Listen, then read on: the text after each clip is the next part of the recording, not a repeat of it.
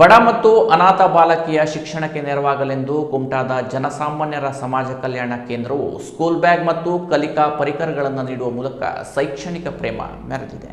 ಕುಮಟಾ ತಾಲೂಕಿನ ಬಾಡದ ಹಣ್ಣೆಮಠ ಗ್ರಾಮದ ನಿವಾಸಿಯಾದ ಆದ್ಯ ಸಂದೇಶ್ ಗೌಡಳಿಗೆ ತಂದೆ ತಾಯಿಯ ಆಶ್ರಯವಿಲ್ಲದೆ ಪೋಷಕರಾದ ಗಣಪತಿ ಹಾಗೂ ದೇವಮ್ಮ ಅವರ ಆಶ್ರಯದಲ್ಲಿ ಬೆಳೆಯುತ್ತಿದ್ದಾಳೆ. ಈ ಬಡ ಬಾಲಕಿಯ ಶಿಕ್ಷಣಕ್ಕೆ ಬೇಕಾದ ಪರಿಕರಗಳನ್ನ ಜನಸಾಮಾನ್ಯರ ಸಮಾಜ ಕಲ್ಯಾಣ ಕೇಂದ್ರವು ನೀಡುತ್ತಾ ಬಂದಿದೆ. ಈ ವರ್ಷವೂ ಕೂಡ ಕೇಂದ್ರದ ಅಧ್ಯಕ್ಷ ಆಗ್ನೆಲ್ ರೋಡ್ರಿಗಿಸ್ ಅವರು ಬಾಲಕಿಯ ಮನೆಗೆ ತೆರಳಿ ಸ್ಕೂಲ್ ಬ್ಯಾಗ್ ಮತ್ತು ಶೈಕ್ಷಣಿಕ ಪರಿಕರಗಳನ್ನ ನೀಡಿದ್ದಾರೆ. ಇನ್ನು ಈ ಅನಾಥ ಬಾಲಕಿಗೆ ಸರ್ಕಾರದಿಂದ ದೊರೆಯುವ ಮಾಸಿಕ 4,000 ರೂಪಾಯಿ ದೊರೆಯುವ ಪ್ರಾಯೋಜಕತ್ವದ ಯೋಜನೆಯನ್ನ ಈ ಸಾಮಾನ್ಯರ ಕೇಂದ್ರದ ಮೂಲಕವೇ ಅರ್ಜಿ ಹಾಕಿಸಿ ಮೊದಲ ಕಂತು ಕೂಡ ಬಾಲಕಿಯ ಬ್ಯಾಂಕ್ ಖಾತೆಗೆ ಜಮಾ ಆಗಿತ್ತು. ಆದರೆ ಆ ಹಣ ಈಗ ವಾಪಸ್ ಹೋಗಿದೆ. ಈ ಬಗ್ಗೆ ಕಾರವಾರದ ಮಕ್ಕಳ ರಕ್ಷಣಾಧಿಕಾರಿಗಳನ್ನು ಕೇಳಿದರೆ ಆದ್ಯಾಳ ಆಧಾರ ಸೀಡಿಂಗ್ ಸಮಸ್ಯೆಯಿಂದ ಹಣ ವಾಪಸ್ ಹೋಗಿದೆ ಎನ್ನುತ್ತಾರೆ. ಈಗಾಗಲೇ ಆದ್ಯಾಳನ್ನ ಪೋಸ್ಟ್ ಆಫೀಸ್ಗೆ ಕರೆದುಕೊಂಡು ಹೋಗಿ 2 ತಿಂಗಳ ಹಿಂದೆಯೇ ಆಧಾರ್ ಸೀಡಿಂಗ್ ಮಾಡಿಸಿದ್ದೇವೆ ಎಂದು ಪೋಷಕರಾದ ಗಣಪತಿ ಅವರು ತಿಳಿಸಿದ್ದಾರೆ. ಹಾಗಾಗಿ ಏನೇ ಸಮಸ್ಯೆಯಾಗಿದ್ರೂ ಮಕ್ಕಳ ರಕ್ಷಣಾಧಿಕಾರಿಗಳು ಅದನ್ನು ಕೂಡಲೇ ಸರಿಪಡಿಸಿ ಆ ಬಡ ಬಾಲಕಿಗೆ ಸರ್ಕಾರದ ಯೋಜನೆ ದೊರೆಯುವಂತೆ ಅಗತ್ಯ ಕ್ರಮ